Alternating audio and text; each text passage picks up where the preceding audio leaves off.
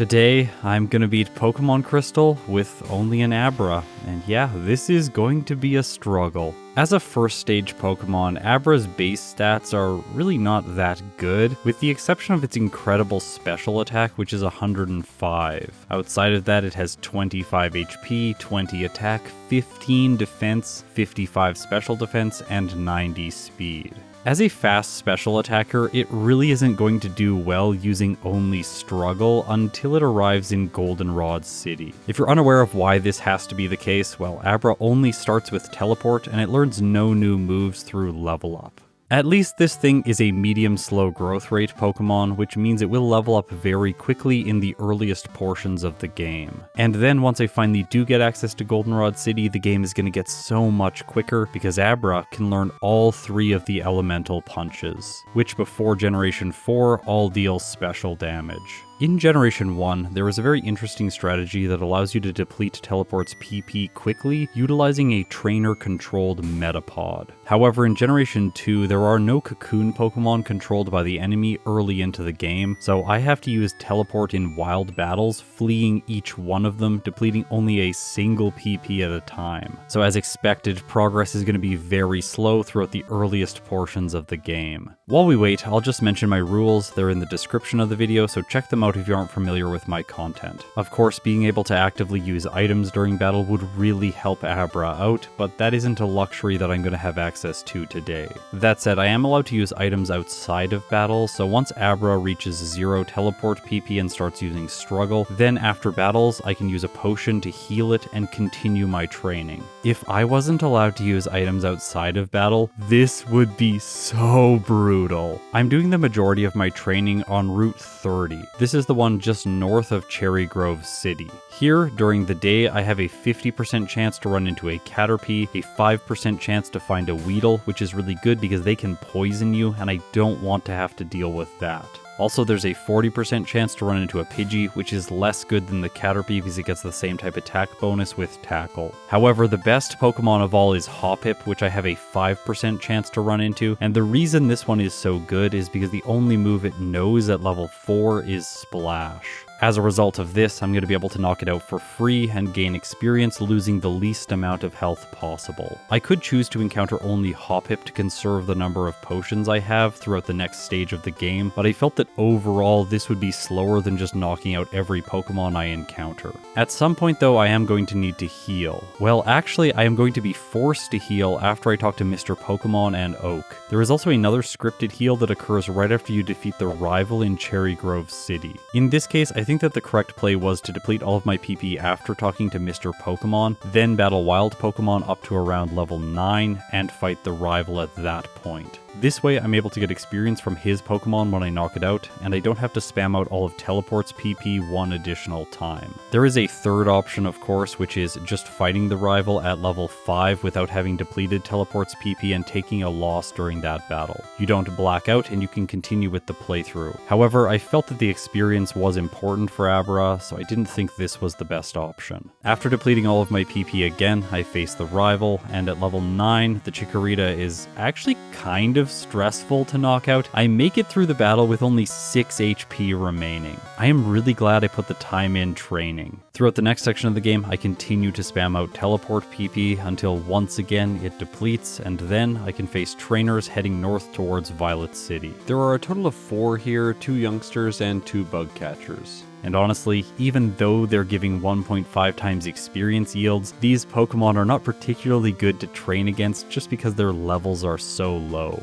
As I approached Violet City, I had to make the decision if I wanted to face Bugcatcher Wade or not. His team consists of 4 Pokemon, and when I'm using Struggle, the recoil damage really accumulates when the opponent's team is large. In the end, I decided to do more wild training first. This gives me time to catch myself a Bellsprout, which is a fantastic cut and flash user, and then I ran into a second Bellsprout, and this fight got really close with Abra surviving on only 1 hit point. This win brought me up to level 11, so I felt comfortable facing Bugcatcher Wade. I'm able to make it through his whole team, but just barely, once again with only 6 hit points remaining. After this battle, I wanted to give you some insight into what my inventory currently looks like. I have 1 antidote, which I'm going to use now to cure poison so I don't lose extra HP, and then I have a total of 7 potions remaining. Things are starting to feel a little bit tight because the money that I earned from the trainers is only enough to buy me a single potion. Of course, I don't feel ready to face Faulkner just yet, so I'm going to head to Sprout Tower next and defeat all of the sages here. Exploring this area gives me access to a Paralyze heal, as well as another potion once I reach the top floor. While the teams here with single Bellsprouts are easy to defeat, the final 2 trainers have more Pokemon. The first of these is Sage Troy. I didn't want to use a potion when I'm not going to gain back the maximum amount of health, so I decided to fight some wild Pokemon in Sprout Tower. Yes, there are wild Pokemon here. This way I can deplete a little bit more health, better utilizing my potions. The fight against Troy doesn't end up being an issue. However, the battle against Sage Lee is not nearly as straightforward.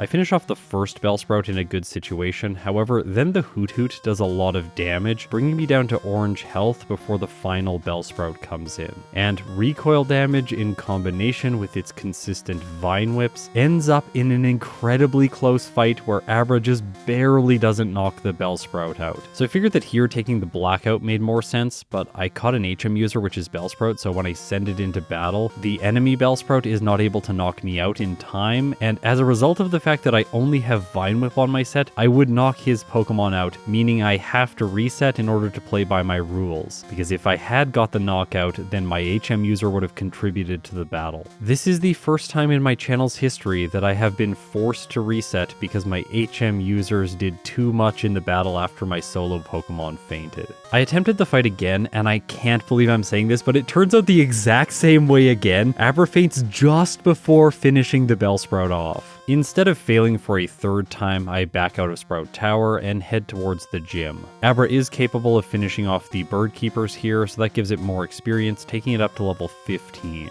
This higher level gives me another damage rounding threshold, and I figured it would be enough to defeat Sage Lee. And in this case, I was correct. With that, I have completed all of the early game trainers except Faulkner. So let's see how the first stage Psychic type does against his birds.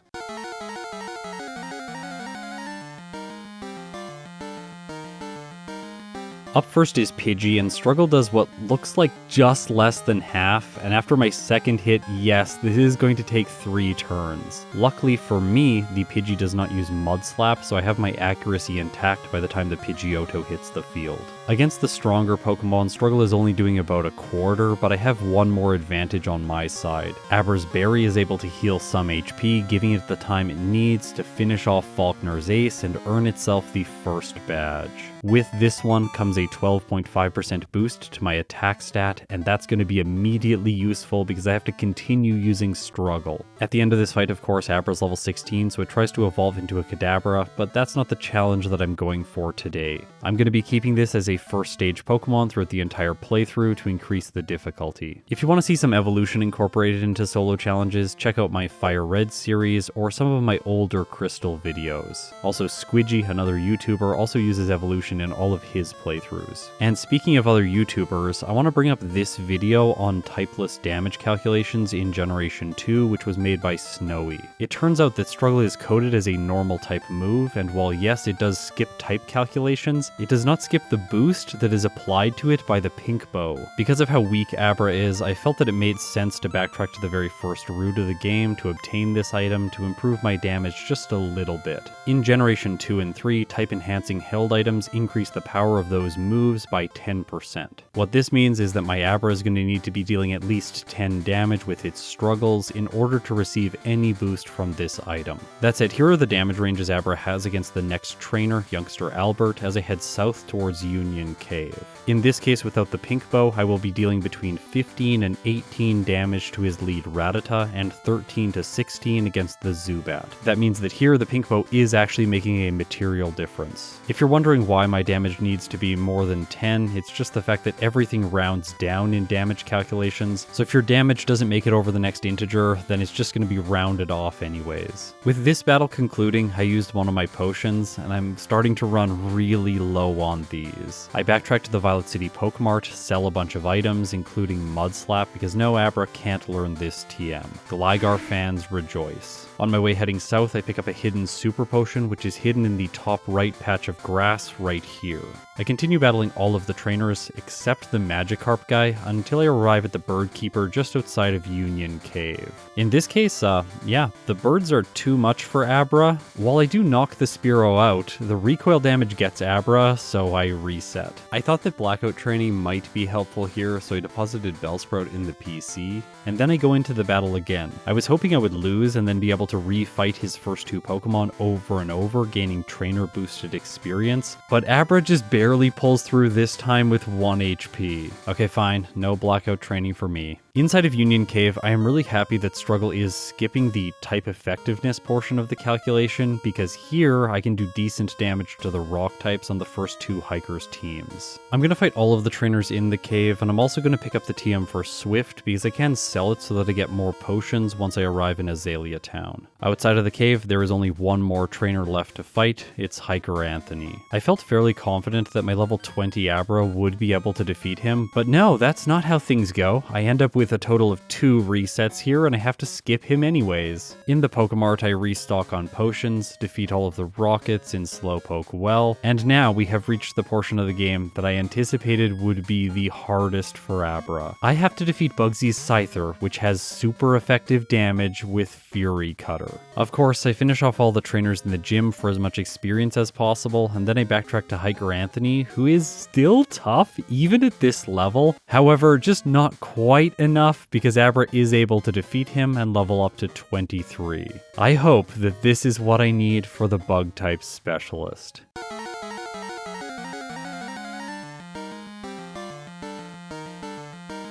His lead is Metapod, and it's actually unfortunate for Abra, because while it is a cocoon that can't do very much damage, the fact that Struggle is going to deal recoil before I move on to his Scyther is very unfortunate. I've lost about 1/5 health by the time the Scyther comes in, then it goes for Fury Cutter, which takes me to around half, and while I do survive the next one, I'm just not dealing enough damage and I have a quick reset.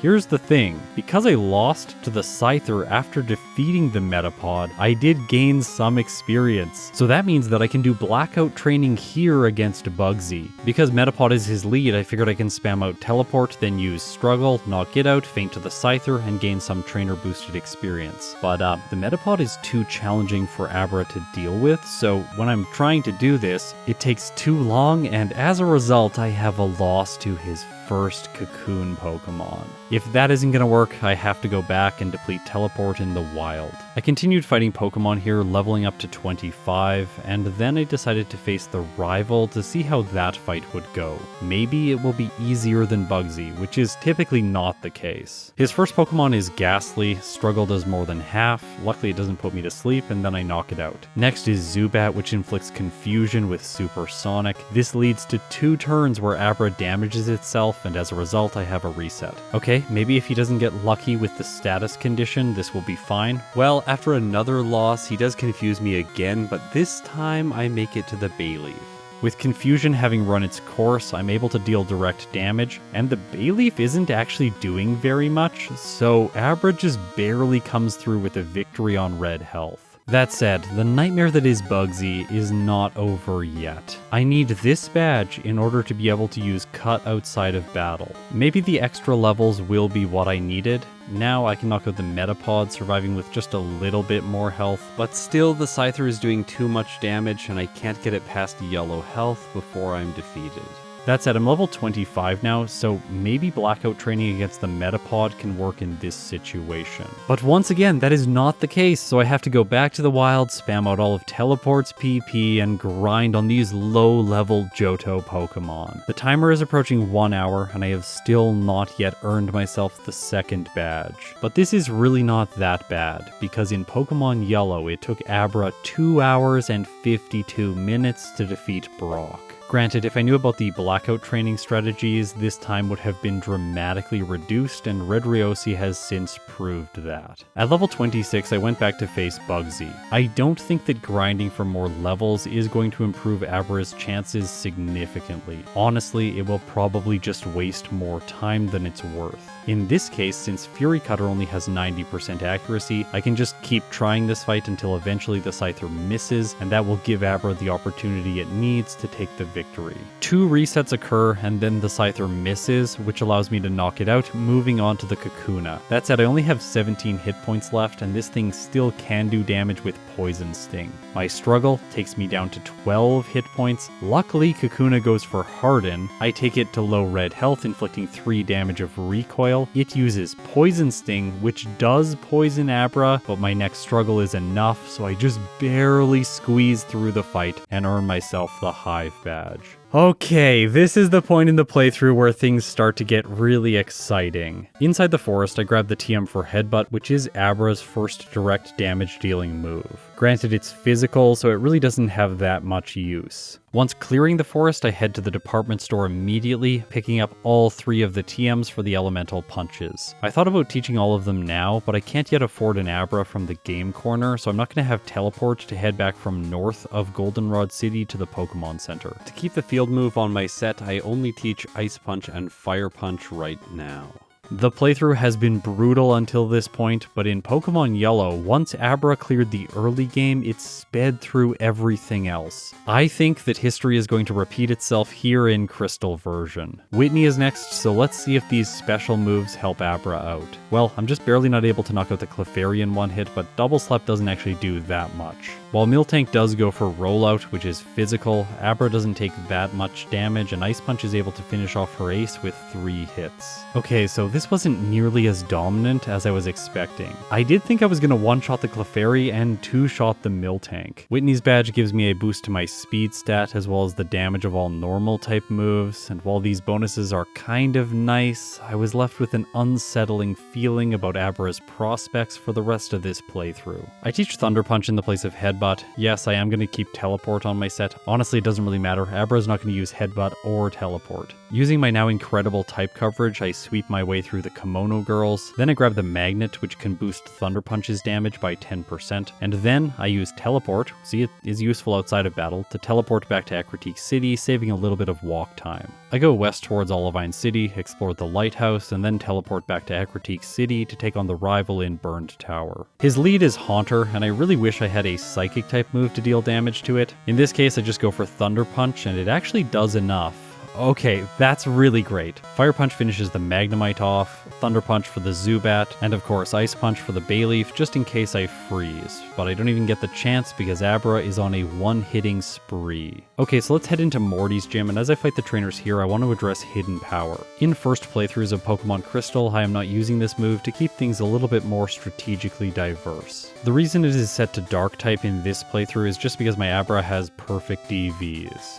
For my second playthrough, I have to say I am strongly contemplating using Hidden Power Psychic because the Psychic TM, which is the only way Abra can learn that move, is available in Kanto once I clear the league. It would be really nice to have a same type attack bonus move before then. So here Hidden Power Dark will not help me against Morty, and that's a little bit concerning because the Ghost type is super effective against the Psychic type.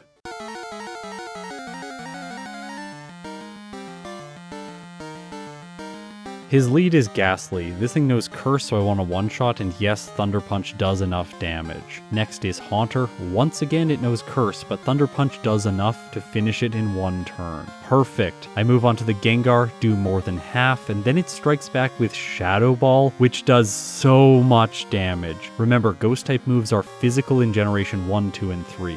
That said, Abra just barely hangs on 5 hit points and finishes Morty's ace on the next turn. Okay, so the final Haunter can still use Nightshade and finish my Psychic type off. At least Abra is fast, it moves first, hits with Thunder Punch, and the electric move does enough. Next, I journey to the 5th gym to take on Chuck, and I just have to say, it feels really weird defeating all the fighting types here with a Psychic type using electric moves. So this is another reason that Hidden Power Psychic would be the best follow-up choice. Just so everyone's aware of what my DVs would be with this Hidden Power, I'll have 11 HP, 15 attack, and 12 defense. Those are definitely sacrifices that this fast special attacker won't have a problem making. Okay, so now it's time for Chuck. He leads with Primeape. I take it out in 2 turns. Then Poliwrath comes out, and while it does land a Dynamic Punch, which does less than half and confuses Abra, it misses it on the next turn, giving me another chance to roll the Confusion dice. In this case, Abra does not hit itself.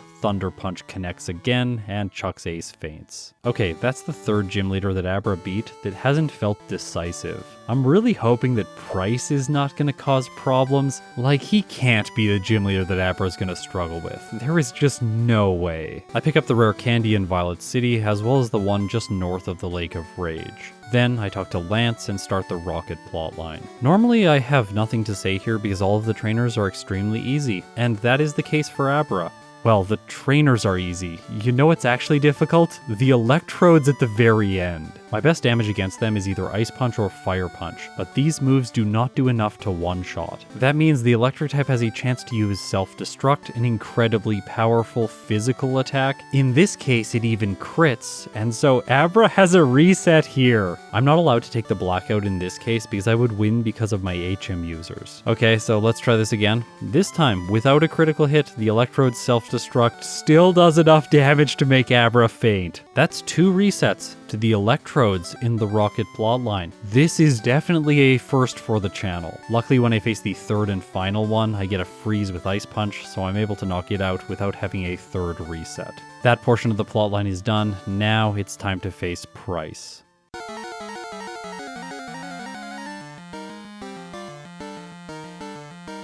He leads with Seal. Of course, I go for Thunder Punch, one-shotting. Next is Dugong. Thunder Punch just barely doesn't knock it out, but its retaliatory headbutt does very little. Finally, he sends in Piloswine. Now the ground type does not resist the fire type, so Fire Punch does more than enough damage and Abra gets an easy victory. Okay, Price was not a problem. And Fire Punch continues to be dominant against Jasmine, who's next. With her cleared, I can head to the radio tower to defeat the 2nd half of the Rocket plotline. In here, Petrol is generally the most difficult trainer. That said, with high special attack and the elemental punches, his coughing are not an issue. Abra is starting to gain a lot of momentum, which we can see here against the rival's diverse team. The punches provide all of the coverage that I need, resulting in a short battle because Abra gets a series of 5 one-hits. Because Abra doesn't have access to any of the move tutor moves after it defeats Lance, I feel comfortable spending my money on vitamins now. I purchase some HP ups and then max out my special stat experience. By the way, this improves both my special attack and my special defense. Zinc, which improves just your special defense, was introduced to the series in Generation 3. The final executive has a Houndour and a Houndoom. Technically, Abra doesn't really have great damage against them, but it doesn't matter because both of these Pokemon are fairly underleveled. In Ice Path, I pick up the Nevermelt Ice, which is by far the best held item to improve the elemental punches. I really favor Ice Punch just because of the 10% chance to freeze. I think this is the best secondary effect. Plus the coverage that this move provides in a 2nd generation playthrough is so fantastic. And of course, one of the reasons that coverage is so good is because there are 2 Dragon-type trainers, the first of which is Claire.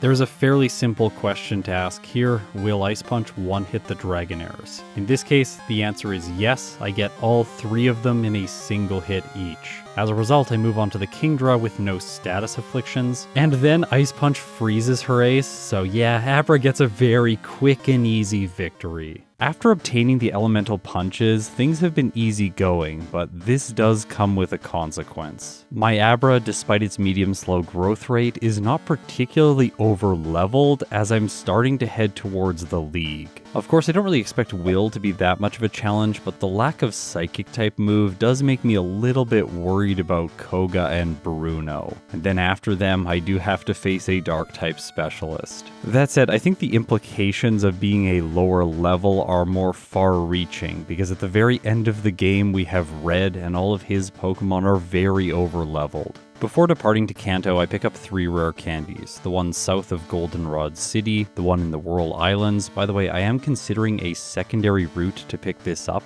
I saw on Squidgy's channel that he goes into a different island and that the path might be slightly shorter, so I'm going to evaluate that as an option for future playthroughs. The final rare candy I pick up is not in a dark location because in Crystal version, Mount Mortar does not require flash. With that, I surf east of New Barktown, grabbing a 4th rare candy, and then I decided to do some optional training to level Abra up a little bit more. In this case, I get just past level 50 by the time I enter Victory Road. The rival is the next major battle. He leads with a Sneasel, of course Fire Punch 1 hits. Next is Golbat. Ice Punch is able to one-shot this thing. By the way, it usually survives special attacks, so I was sort of expecting it to hang on and confuse me, but not today. Magneton goes down to a single Fire Punch. Ice Punch one-shots the Haunter and the Kadabra, leaving only Meganium. This thing is known for its defensive stats, but no, Abra just one-shots it as well. This takes me up to level 51,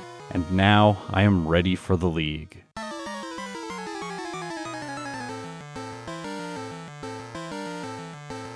My expectation against Will was that the fight was going to be fairly easy because I have super effective damage against every single one of his Pokemon. But I didn't expect it to be this easy. As you can see, Abra one-shots all of his Pokemon, making it to the Slowbro without failing a one-hit. Now this thing is by far his most defensive Pokemon, so of course it survives. However, it really doesn't like to attack, so I just knock it out on the next turn and move on to Koga. While I don't have a damage-dealing Psychic move against the Poison-type specialist, Fire Punch is actually decent here. It's super effective against the Ariados and the Fortress, and then for the Crobat I can use Ice Punch. Surprisingly, I get the one-shot, move on to his Venomoth. Now this Dark-type Pokemon is definitely scary for Abra to go up against, but don't worry, while moths do like flames, in this case it's weak to Fire Punch and it goes down to a single hit. All that Koga has left is Muck. It's not particularly offensive. The only reason this thing is ever a problem is if it sets up Toxic, which luckily it misses, giving me time to finish it off in 3 hits. You might think that Bruno, who's next, would be very simple for Abra, but that's not necessarily the case. All 3 of his Hitmons have fantastic special defense, and you can see that here when Abra fails to one-shot the Hitmontop. While I didn't really feel the lack of a Psychic move against Koga, with the exception of his Muck, here it is noticeable. Also, due to Abra's low attack, it doesn't make any sense to teach it Return so that I have physical damage here. Instead, I just have to deal with the chip damage. Well, it's not really chip damage in this case that Dig deals. That's about a quarter, which really doesn't feel good. Next is Onix. Of course, I can one-shot this thing because it's awful. Then Bruno sends in Machamp, and I was terrified that it was going to go for Rock Slide, dealing a lot of damage, but instead it chooses Cross Chop, gets a critical hit, and Abra faints. As I said, things are not necessarily going to be straightforward against the fighting type specialist. I didn't want Abra's results to slow down here, so I decided to use all 7 of my rare candies to boost it from level 52 up to 59.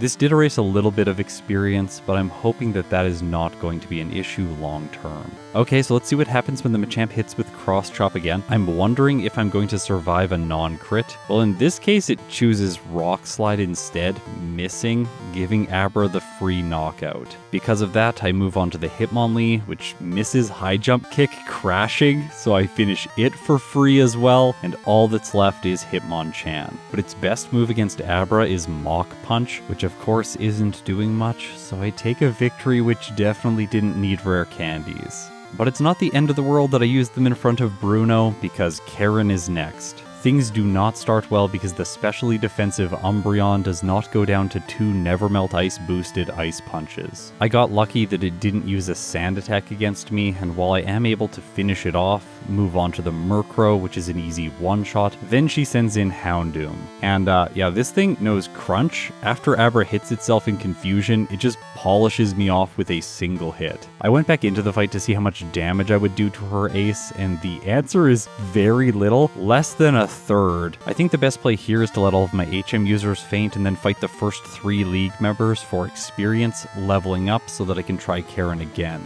If I fail, I will rinse and repeat until I can defeat her. As of late, I have been considering if this is the best approach to Johto in general. Defeat the first 8 gym leaders as fast as possible at the minimum viable level, and then train against the league so that I can level up significantly in order to defeat Red consistently. Now, I said that it wasn't the end of the world that I used my rare candies before Bruno, but I really do wish I could get them back, do this league training first, and then use them to level Abra up. After all, as its name suggests, the medium-slow growth rate does in fact level up fairly slowly in the late game. If we look at this giant experience table on Bulbapedia, we can see the total amount of experience needed to achieve a certain level with a particular growth rate. Medium fast is yellow and medium slow is purple. In this case, the total amount of experience required to get to level 68 is slightly higher for the medium slow growth rate. Meaning in these challenges, when you obtain a Pokemon at a very low level, the medium slow growth rate is preferable up until this point.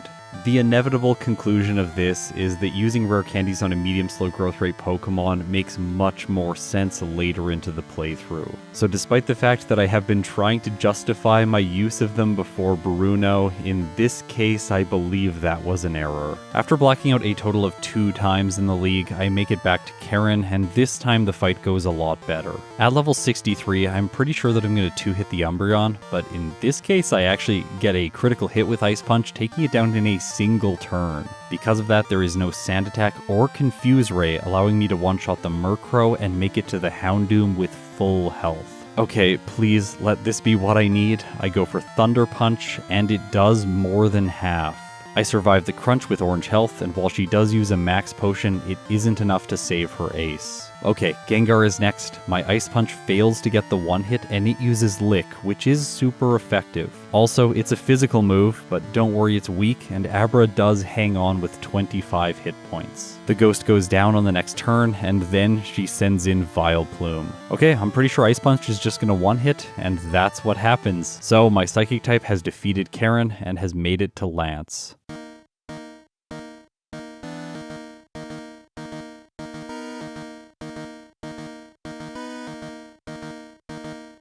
This battle is extremely straightforward. Thunder Punch the Gyarados, Ice Punch the Dragonites, and then against the Aerodactyl I'm going to use Ice Punch just in case I freeze, and Thunder Punch for the Charizard because the Fire type in Generation 2 resists the Ice type. I was surprised when the starter went down with a single hit, giving me a clean sweep against the champion. Alright, we all know what's next. It is time for Kanto, and this section of the game is very boring. That said, when I arrive in Saffron City, I can pick up the TM for Psychic, and now finally Abra has a same type attack bonus move. Skipping ahead to Blue, this is usually the place where the run starts to slow down. For most Pokemon, my default item in this fight is the Leftovers, and for some, they have to use it in combination with Curse. I don't think that type of play makes much sense with Abra, so I'm still holding the Never Melt Ice and going full offense. Ice Punch takes care of the Pidgeot in 1 turn, next he sends in Alakazam. I continue using the Ice move here, while the Psychic type sets up Reflect, giving me another free knockout. Rhydon falls to a single hit, so does the Gyarados, and that leads me to his penultimate Pokemon, Executor. By this point in the run, I hope you can see that Fire Punch is pretty useless. Ice Punch is the better choice here, just in case I get the secondary effect. But it doesn't matter, because Abra continues to 1-hit. The only Pokemon on his entire team that gets to attack is the Arcanine, just because it knows extreme speed. While this is a physical move, and the Fiery Dog does have incredible attack, it does less than half to Abra, and Psychic one-shots. Coming out of this battle, my Abra is level 71, and now I have a total of 3 rare candies, so I'm going to use them to level up to 74 before taking on Red.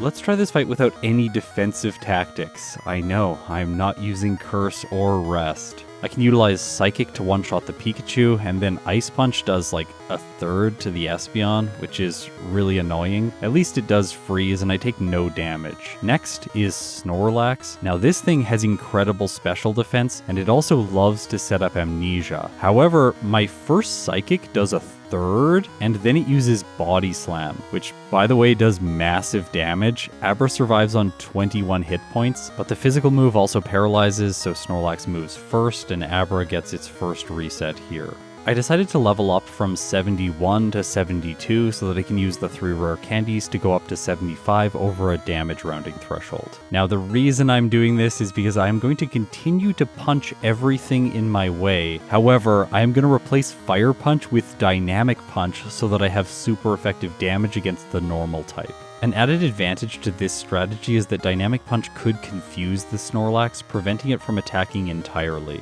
In my first fight with this move, I really wanted to freeze with Ice Punch on turn 1 and then use Dynamic Punch to knock it out quickly, but this does not work out. If I just use Dynamic Punch right away, then I miss and Snorlax knocks me out. By the way, I want to point out the fact that I am freezing the Espeon fairly regularly, which is really frustrating because I want to freeze the Snorlax instead. This time, Dynamic Punch hits, and it looks like it's doing less than a third. However, when Snorlax hits itself, then I'm able to take it down to red health and polish it off using Psychic. Okay, so Abra has made it to the Charizard, and it hasn't taken a single hit point of damage. I go for Thunder Punch, it does more than half. Charizard's Flamethrower gets a critical hit, and Abra faints. I tried for an alternative strategy in the next fight. My goal here was to utilize Curse, but not get outsped by the Snorlax. This way I can have a higher attack stat and just simply one-shot it. But now the problem is just put later in the fight, which is always a bad thing for solo running these games, because now the Charizard is able to finish Abra off. It of course wouldn't be one of my videos if I'm not using Rest, so I try that next. This strategy also does not work out, and at that point I figured that it was time to level up more with Abra. To do this, I'm going to return to the league and easily sweep through all of them with my now improved moveset. I think it's a little bit difficult to express just how easy this is for Abra. Building off what I said earlier about league training, I really think for Abra this is going to be the correct approach, especially because it struggles against Red. I fight the league 3 times, bringing Abra up to level 81. Unfortunately, with this higher level, I'm still having to gamble against the Snorlax utilizing Dynamic Punch, and then for Charizard, my electric move is still not getting the one hit. If I get good luck against the Snorlax and I defeat it without taking damage, then I'll be able to finish the Charizard off with 2 hits, surviving the Flamethrower. After my reset count grows to 27, I finally manage to make it to the Blastoise. Thunder Punch does more than half, so I'm gonna 2-shot. Then the Water Turtle goes for Surf, gets a critical hit, and knocks Abra out. That is the second time a scenario like this has played out. I continued to try this fight, but the resets just kept stacking up. Typically, Snorlax is just doing too much damage because of my inconsistency, and then the Charizard can polish me off. But even if I get through this portion of the fight, it's still not a guarantee, so I decided to go back to the league and level up more. I completed just once so that Abra is level 83. It turns out that this doesn't make very much of a difference against Red. I continue to reset for a variety of reasons. Having a really annoying one where the Charizard burns me with Flamethrower, I move on to the Blastoise and get knocked out here once again. By the way, if I finally do defeat the water type, I'm pretty sure I'm just gonna one-shot the Venusaur with Psychic. For now, I'm gonna go back to the league and continue to train up. One more full attempt brings Abra up to level 85, so will this damage rounding threshold be what I need for Red? Let's see. One thing has improved right away, which is my damage range against the Espeon. Now Ice Punch is able to get a 2-hit. Of course, I can still lose against the Snorlax in the case that Dynamic Punch misses. It can just give me more attempts to roll the dice by using Amnesia on turn 1. By the way, it is more likely for this to happen now because I'm knocking the Espeon out faster. The way the AI chooses its moves in Generation 2 is based on the damage that each of its moves do against your Pokemon currently. If it sees a KO with one of its moves, then it's gonna go for that. That means that my damage range against the Espeon is making a material difference in my odds to win this fight. I get lucky here finishing the Snorlax off without taking any damage. That's basically perfect. Plus, my Dynamic Punches are now able to 2-hit dead if the Snorlax hits itself once in confusion. Charizard is next. I use Thunder Punch. I don't get the one hit, but I survive with decent health. Also, I have the leftovers, so by the time the Blastoise comes in, it chooses Rain Dance because I have enough health to survive its attacks. Because of that, I make it to Venusaur for the first time. I use Psychic, and as predicted, the Poison type faints. Abra clocks in with its final first playthrough time of 2 hours, 47 minutes, and 39 seconds. Editor Scott here. There is obviously a discrepancy between this time and the time that I read out. That is because we re-recorded the footage for this playthrough to improve some of the visuals. I'm using input replays now to reconstruct a lot of this, and the real-time timer is not synchronized with these just yet.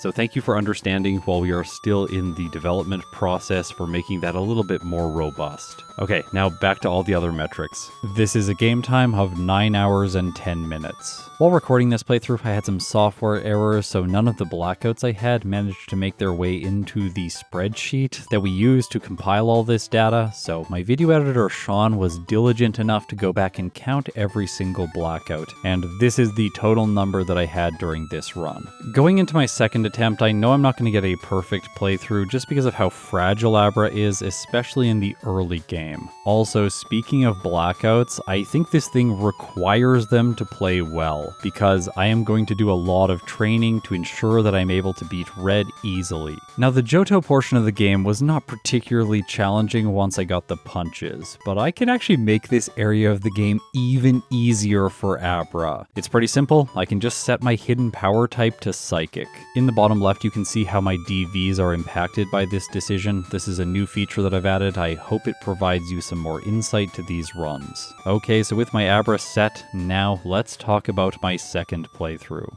Actually, let me be more precise. I want to talk about my second attempt. This year, I am trying to make the distinction between attempts and finishes, just because sometimes Pokemon need to attempt the game multiple times, but they don't finish because of various factors. And that is what happened with Abra. As we saw in my first playthrough, managing potions and HP in the early game is extremely important. This continues to be a factor up until you defeat the rival in Azalea Town, as well as Bugsy. My goal was to save as much time as possible using potions instead of healing at the center and having to spam out teleport PP again. This takes a really long time, and to the best of my knowledge, there doesn't seem to be a really convenient spot to do blackout training. This can be done against the Bellsprout in Sprout Tower, but it requires you to deplete about 10 PP on wild Pokemon. Also, these level 3 grass types do not give particularly fantastic experience yields, and I think overall it is just better to grind on wild Pokemon using Struggle. The second place where blackout training is possible is against Bugsy because he leads with a Metapod. However, Abra is only going to be able to defeat one Pokemon in this fight, just the Metapod, and then the Scyther will knock it out.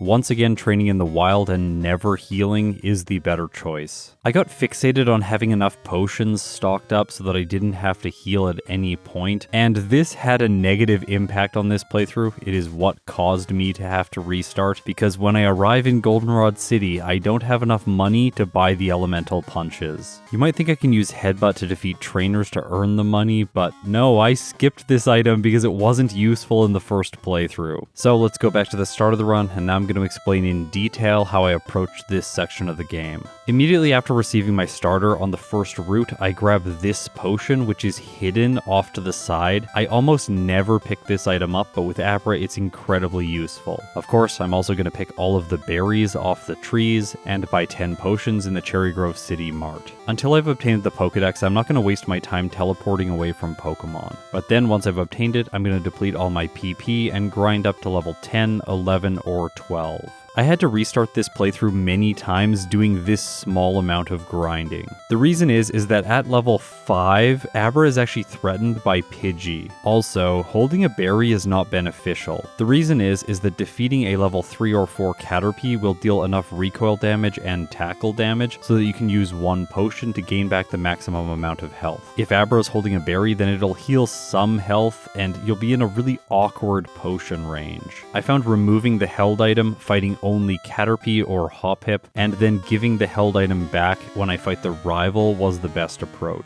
I consider just losing this fight and then spamming my PP out only once, but I don't think that that's the correct choice because experience is very tight in the early game, and I want every point that I can get. Also, I should just say that a little bit of lost time here really doesn't matter that much because of the RNG that Abra is about to go up against. But we're not quite there, so please just hang on. After I've depleted my PP again, then I fight all the trainers heading to Violet City. I also collect every single item because I want to sell everything except my berries. This allows me to buy more potions, fighting all the trainers in Sprout Tower with the exception of the final Sage. At level 16, I defeat Falconer. It's quite consistent at this level, unless he gets a critical hit. Mudslap, of course, can be sold for money to continue my struggle spree, and after that I fight every trainer heading south except the guy with a Magikarp. Okay, so upon arriving in Azalea Town, I need to explain that the run is about to get extremely brutal. The Rival and Bugsy are likely the two most difficult trainers in this entire run. Yes, I think both of them are scarier than Red, and that is saying a lot because I'm going to be utilizing Dynamic Punch against him. After defeating all the rockets, there's another mandatory heal, so I have to spam out my PP. By the way, I could have done training before taking the rockets on and utilized struggle for that, but either way, I will have to deplete this PP somewhere. My goal level right now is level 25. If I pushed higher, I didn't think Abra would get a significant boost to its damage, and I was really worried about running out of potions. Plus, the longer I stay here, the closer I get to running out of potions. And when that happens, every time I want to train, I have to deplete Teleport's PP, struggle against a few wild Pokemon, and then rinse and repeat. This entire process takes an extreme amount of time, and that is why I am going to go into these next two battles and expect to win off of luck alone. By doing things this way, I am giving Abra the best possible chance to get through this section of the game with an extremely low time. Well, extremely low is relative. I mean extremely low for this weak psychic type that only starts with Teleport. Okay, so who do I battle first? In this case, I choose Bugsy, but this is just the wrong decision. The reason for this is that when you get hit by String Shot, you are no longer faster than the Scyther. However, if I level up one more time to 26, then my Abra will be faster after one String Shot. I realized this pretty quickly after some resets and went to battle the rival instead. But don't worry, this battle is not significantly easier, it's still quite brutal. The first threat is the Ghastly, which has super effective damage against Abra. Remember, Lick is physical and it is a ghost move, so it does decent damage whenever the Ghastly uses it. Plus, it can put me to sleep and then whittle away at Abra's health. Since this is my primary attacking resource, if I take too many hits from Lick, I'm just gonna reset quickly. If you're wondering what level my Abra needs to one-shot the Ghastly, it would have to be 33 for the guarantee. If I want a chance of one-hitting, then Abra needs to be level 30. So I hope you can see why training doesn't make much sense. His second Pokemon is Zubat, and this one also is threatening. It can do damage with Bite, and it can also confuse me with Supersonic, causing self-inflicted damage. Of course, the best option is if it just misses, so that's what I'm hoping for. Essentially, I want the Ghastly to miss Hypnosis, and then the Zubat to miss Supersonic, so I arrive at the Bayleaf with the maximum possible health. Because I also want this Pokemon to miss Poison Powder. If it sets up Reflect, then Struggle will take forever to knock it out, and if it uses Growl, then I will also deal less damage with each hit. Not to mention that these two moves can stack together. And if you thought that all of that was bad enough, if it poisons me, I have essentially lost because it's draining extra HP every turn. In the early game of this playthrough, I had two resets.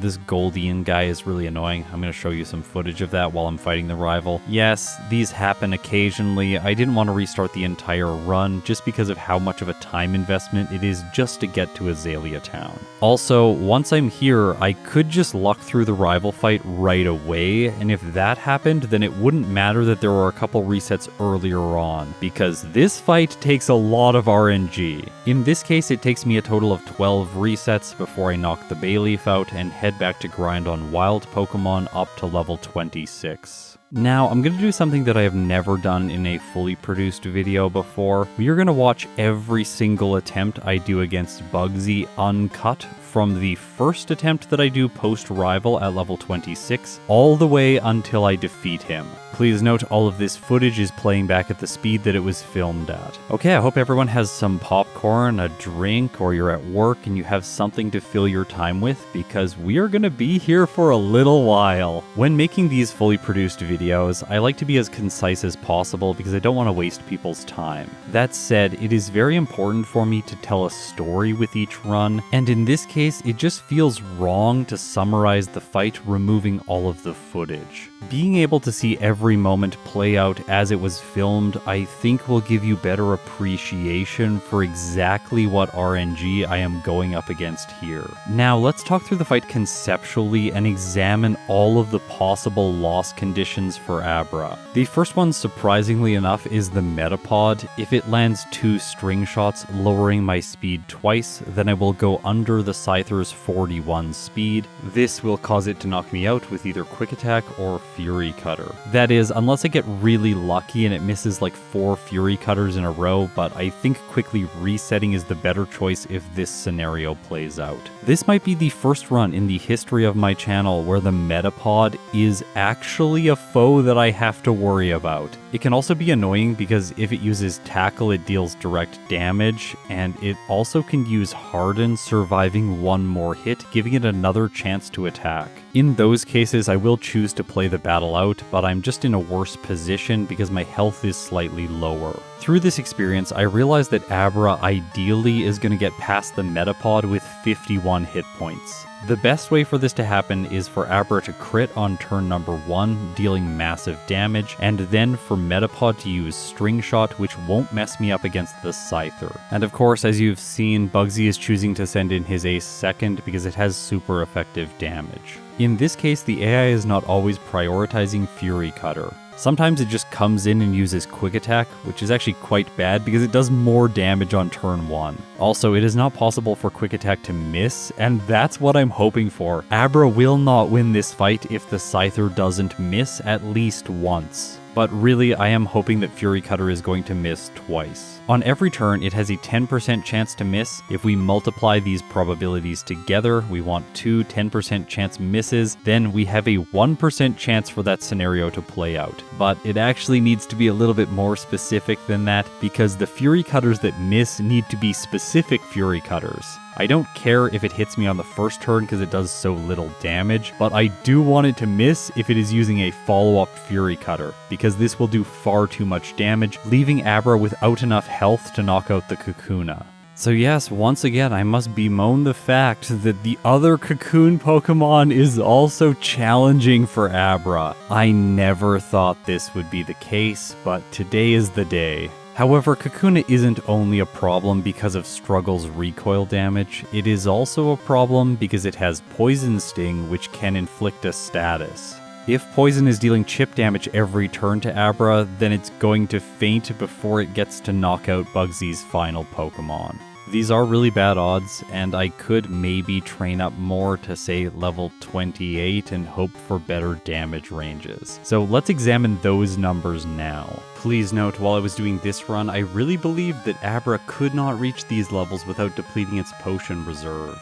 At my current level, I have a 24% chance to get the damage ranges required to 4-hit the Scyther. With worse damage ranges, I will be guaranteed at least a 5-hit. Going up just 2 levels really improves these. I now have a 13.4% chance to get the damage ranges required for a 3-hit, and my fallback is almost a guarantee to 4-hit. Going from level 28 to 30 hardly improves the damage ranges. It's an 18.7% chance to 3-hit, so I don't think these additional levels would be worth it. The choice is between having an extremely risky strategy, fighting Bugsy at level 26, or taking the slow but conservative approach of fighting him at level 28. In my first playthrough, once I cleared Azalea Town, I had a total of 13 resets, and I think this experience made me slightly overconfident here. I should also mention that as of late, I have been trying to play riskier because this is the better way to play if you want to get the lowest possible times. The fact of the matter is that these solo runs really do reward slightly risky play, and that is especially the case here in Azalea Town, as I have noted in some prior videos. But this level of risk is sort of on a different level, and as I was playing this challenge, I started to reconsider my choice. If I wanted to go for the level 28 strategy, I should have done that from the beginning. So now that I've come this far, I am committed. I will admit, I did find this a great chance for me to deal with my emotions and just sort of quiet that little nagging voice that kept telling me to go back to the wild and train up to 28. I just sat here, took some deep breaths, and continued to spam A against Bugsy, hoping for a good result. Another thing going through my mind when playing was the fact that I had kind of run out of time to film this video. If I wanted to go back and do another Abra playthrough, I only had one more day remaining in my production schedule, ensuring that this video would still make it out by its intended release date. This is my job, and I do need to hold myself to a regular release schedule. I can't just let my desire for perfect runs always take over. I reserve all of my Versus videos to allow myself to do whatever I want creatively, and that's generally why those projects are so long. If you haven't seen it, I just released my longest video ever, which was Electrode versus Magneton in Pokemon Yellow. And now, because I do need to buy time for my Abra to beat Bugsy, I should talk about some of the comments from that video, because a lot of people were curious how those two electric types would do here in Pokemon Crystal. My current assumption is that they would both be significantly better. That is because in these games there is no prominent ground type trainer. If you didn't already know, all of the Johto gyms are the typings that were unused as gyms in Generation 1. Of course, you will note that there are 17 typings, and the only one that doesn't have a gym leader is the Dark type. And because all of the gym leaders provide a boost to their specific typing, this does mean the Dark type is never boosted. And then if you really think about things, I just said there is no ground type trainer, so who boosts the ground type moves? Well, the answer is Blue, because now he gives out the Earth badge instead of Giovanni. The only ground type Pokemon on his entire team is a Rhydon, and because of its AI, for whatever reason it really likes setting up Sandstorm on turn 1 and then using Fury Attack. Hilariously, Electrode learns Rain Dance. By the way, most Pokemon do in these games. It's not like a quirk of Electrode specifically, but I still think it's funny. Anyways, it can use this weather move to counter out Sandstorm, and I think overall it should be fine, especially in a second playthrough, because then I would give them Hidden Power, in this case probably Hidden Power Ice, which would cover all of the dragons as well as rock ground types. Just because of this incredibly versatile move, I think that electric types are going to have a much better time in Generation 2. Okay, so let's check back in with Abra and see how it's doing right now. The answer is not very well. So many resets, still not getting closer, but at least my mentality was unshaken. Don't worry, I was feeling very stubborn by this point and I didn't give up. Okay, so I have to talk about something else. You may have noticed between playthrough 1 and playthrough 2 that the bottom left portion of the screen had a facelift. About a year ago, I decided that my overlay was looking a little bit dated, so I wanted to revitalize the graphics. I worked in Illustrator to create these assets, but then never had time to implement them. Recently, with this Abra project on the table, I decided to procrastinate a lot because I didn't want to fight Bugsy anymore, because obviously, look at this is awful. So I decided to do some programming, implement these graphics, and make this section of the screen look a little bit nicer.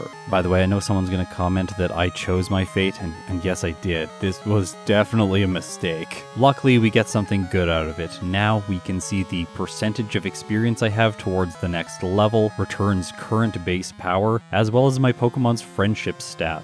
All of the stat backgrounds now have a nice gradient on them that goes horizontally instead of vertically. I think this looks way better, and they also don't have a defined border anymore. It's just a drop shadow that really emphasizes that this object is sitting in front of the one behind it. I just had a major realization, which is the fact that I have never talked about my graphic design process on this channel. I spend significant time behind the scenes making sure all of this stuff looks as good as is possible for all of you. I try to balance the aesthetic with the readability, especially on mobile devices, as well as the quantity of information that I'm delivering on any single frame. My general rule of thumb is that if there is a very important piece of information, you need to be able to see it within 1 to 2 seconds of looking for it.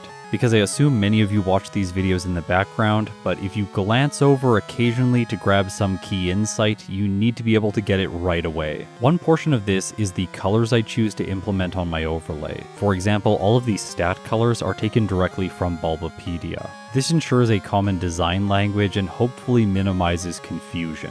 And I'm sure you can imagine my confusion when one day I did some research on Bulbapedia and I noticed that all of their type colors had changed. Technically, they did this for the same reason that I took their stat colors and type colors. It was so that their site is in line with the main series Pokemon games and how they label their typings. But I have to say, as a longtime Bulbapedia user, it is really weird that the fighting type now looks like the fire type, and the fire type now looks like the fighting type. Also, normal just looks like steel, and steel is so similar to flying and ice. I don't know. I'm not a huge fan of these new colors just yet. But despite how I feel about them, I think it's important for everything to be using these same colors, so I have started to use them on the right-hand side of the screen. This gave me a fun opportunity to redesign all of my type icons. By the way, these are the old ones, they were more rectangular, and now these are the new ones with rounded corners and new type colors. I am particularly proud of a few of these, and I think they are a major upgrade from my old ones. I'm going to start rolling out these changes little by little, and by the middle of April, everything should have fully changed over. Okay, so yeah, we've passed the 10-minute mark fighting Bugsy with Abra. I am continuing to reset, and the frustration is really setting in. In my first playthrough, I was able to defeat him with a time of 57 minutes and 11 seconds. And I am already over that time in this run. So if you want to make me feel better about myself, consider liking the video as well as subscribing to my channel. I am getting close to 69,000 and I'm really excited for that milestone. Also, while I'm talking about content creator stuff, I also do release some exclusive videos for my Patreon supporters as well as my YouTube members. If you're curious, check out the link in the description or press the join button here on YouTube. Also, every Thursday I am doing a stream here on YouTube at 11 AM Mountain Time to re-rank Pokemon that I have previously played. I really do have a lot of fun streaming, so thank you to everyone who shows up. It's always a blast. Okay, now let's get back to the footage. I just had a very close battle with Bugsy, and that happens occasionally from time to time, but I still haven't got the luck that I need. It did feel like at this point, Scyther was missing far too few Fury Cutters. But as a player, it is a really risky thing to say that the AI is getting ridiculously lucky. Often when playing these challenges, it does feel like the opponents are cheating and that they're just like no-scoping a bunch of dynamic punches, but that really isn't the case. As the player, I take way more note whenever I miss one of my critical moves, but when the AI misses one of its critical moves, it just sort of is like, oh, that was nice, great, I win. Yeah, it was using an inconsistent move. Chuck, you are terrible. With my current strategical choice, I should win roughly 1 in 100 of these fights, and I'm only around 50 resets right now. If I'm going to get all of the luck I need in the very last of 100 attempts, then we are going to sit here for another 10 to 15 minutes. Of course, I could have an outlier result and have to stay here even longer. I think all of this pain is proving to us that this is definitely not the best strategy, and I should have investigated something else. The quick win that I got in my first playthrough certainly set my mind on the fact that this was the correct choice, and I was way too scared of running out of potions. Up until this point, Abra's PP has been depleted, so it's been struggling, and just like Abra, all of my talking points for this section of the video have now been depleted, so it is here that I will struggle to come up with what to say next. Okay, that was the 50th reset. I'm going back into the fight against the Metapod. String Shot turn 1, that's pretty good, but a turn 2 tackle, so I'm under my ideal threshold for HP. However, Scyther misses its first Fury Cutter, the second one does very little, but the third one takes me down to red health. I recover some HP with a berry, but then Abra's struggle gets a critical hit, knocking Scyther out. I am moving on to the Kakuna with decent health remaining. My My first struggle does 4 damage of recoil, and the Kakuna uses Harden, dealing no damage to Abra. My next struggle does less because of the defense boost, and then Kakuna chooses Poison Sting. Luckily, it only does 3 damage, and my next hit defeats Bugsy. At long last, I am past this hurdle. Hilariously, from here, I have so little to talk about in this playthrough. I'm gonna skip Headbutt, I'm gonna sell the charcoal so that I have a lot of money, then I buy all the punches, teaching them to Abra, and then I just kind of roll the entire next section of the game. Hidden Power Psychic makes things easier because it gives Abra 1-hits against Morty's entire team, and of course it makes Chuck easier. Throughout this portion of the game, my goal is to be on minimum battles so that I can get to the League at a very low level. Then I can stomp my way through Will, and by the way, Koga is the first member who stops me, but this is going according to plan because I take the Blackout and then continue to grind. The Elite Four is so significantly better as a source of experience than the trainers even on the prior route, and of course they are much better than wild Pokemon. As Abra gains levels, it becomes stronger, and my likelihood for defeating more League members increases. I was a little bit surprised here. I beat Karen at level 59. I did think that I would fight her a few more times and level Abra up a little bit more. That isn't an issue though. I can still stomp Lance immediately after her and then head to Kanto, where I quickly dispatch all of the gym leaders without any additional resets. One small note, I did continue using Hidden Power until its PP was low, and then I replaced it with Psychic.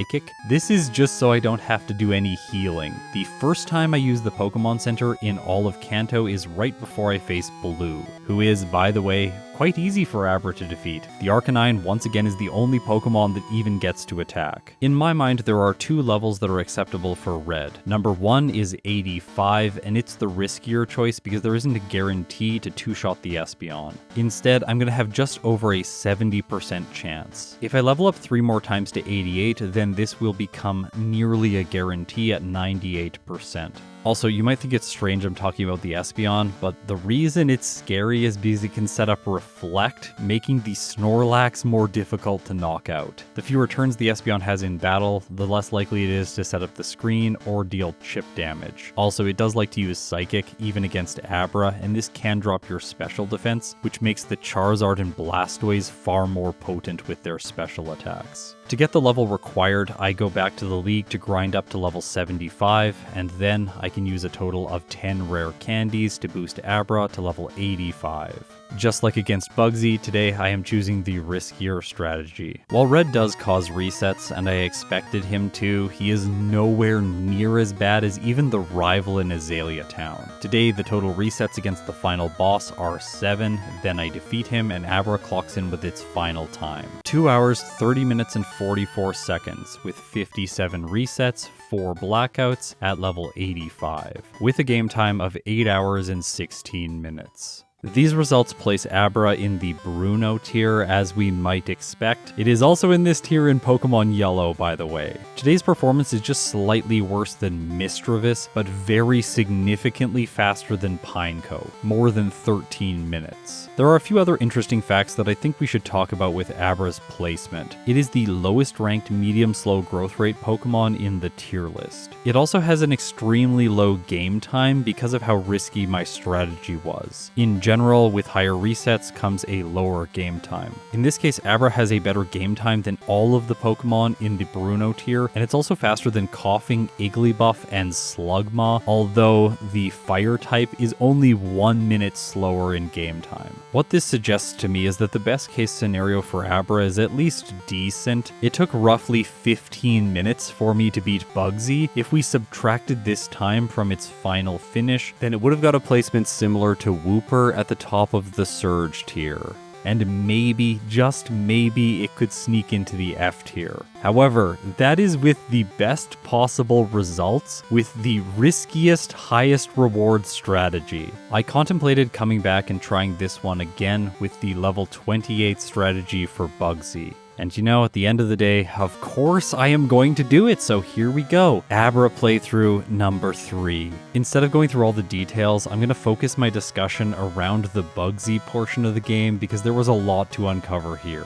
With the goal level of 28 in mind, I am fighting the rival at level 26, and this does make him more manageable, but it is still nowhere close to a guarantee. Due to his move selections, I have a total of 2 resets here before I'm victorious, and I can make my way into the forest. Now, before I said it would take a long time to level up to 28, and yes, that is true, but it's not true for the reason I thought that it would be. I had assumed that I would run out of potions and have to spam out teleport, but that is not the case if you are very economical with your use of healing items to this point in the run. I am able to reach my goal level, heal Abra to full health, and have a total of 2 potions left over. So now, let's see how Bugsy goes. Of course, his first Pokemon is Metapod, and with my new damage ranges, I am able to 2-shot it if it does not set up Harden. So that's a small improvement already. Next, he sends in Scyther. I go for Struggle, doing about a quarter. It starts using Fury Cutter, hitting a total of 2 times. However, then Abra gets a critical hit, and Bugsy's ace falls. Because I'm holding a berry, I have enough health, and I'm able to defeat the Kakuna, taking a first attempt victory over the second gym leader. I have to say, the extra 2 levels here really did make a world of difference. That said, the level 26 strategy still would have gotten a faster time if it had taken a first attempt victory, but of course the likelihood for that is just incredibly low.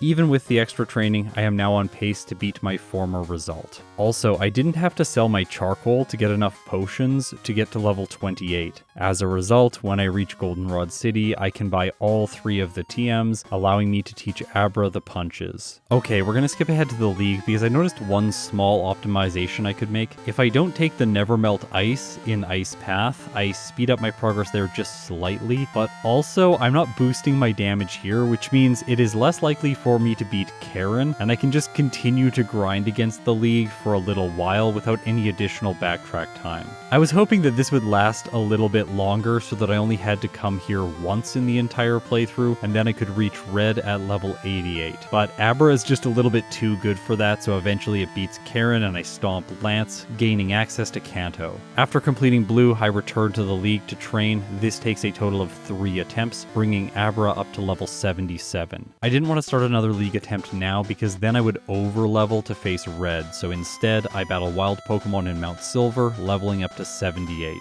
After that, I feed Abra all 10 rare candies at once, teach it Dynamic Punch, and then face Red at level 88. Pikachu is a one-shot with Psychic, Espeon's next, but of course Ice Punch has a guaranteed 2-hit. Here it's set up Reflect, which is a bit unfortunate, but on turn 1 I can use Psychic to damage the Snorlax quite a bit. Abra misses with Dynamic Punch, Snorlax hits with Body Slam, but luckily it does not inflict paralysis. Because of that, my next one hits, taking Snorlax down to low health, and then I polish it off with a Psychic. I was a little bit worried that the Charizard and Blastoise were gonna get me, but then I crit the Charizard, so Blastoise just sets up Rain Dance, allowing me to finish it off, and then one-shot the Venusaur. So, in my 3rd complete playthrough, and my 11th total attempt, I get a time of 2 hours, 23 minutes, and 24 seconds with Abra. To achieve this, Abra needed level 88, it had 2 resets, and a total of 7 blackouts. This is with a higher game time of 9 hours and 17 minutes. In my tier list, I always rank with real time, so this change gives Abra a boost in the placements. Now it is ahead of Pichu by roughly half a minute, but it is significantly behind Wooper. I am really happy I went back and did this 3rd playthrough. It had similar results in terms of real time with the 2nd attempt that I did, but it felt so much more consistent, and I would play this strategy again, whereas the one that I played in my 2nd attempt, I don't think I ever want to try that again. It was so frustrating. But you know me, I really love consistency, so that is definitely my own bias. The production of this video took a little bit longer than I was expecting because I didn't think I would have to do 3 playthroughs, and I also didn't think I would need so many attempts. I've noticed something strange happening, which is the opposite of what I thought would intuitively take place. When I first started making these videos, I thought that as I gained skill, the overall runtime of each installment would slowly become less and less. After all, I would be choosing more optimal strategies, and there would be less to talk about. That is the complete opposite of what is happening. As my knowledge and skill is improving. I just find that there are more and more details which are incredibly interesting that I want to share with all of you. I really appreciate that there are people out there like you who want to sit through videos like this. You are all seriously incredible. Thank you so much for watching. Thank you if you support me directly on Patreon or through YouTube memberships. And with that, I will see you in the next video.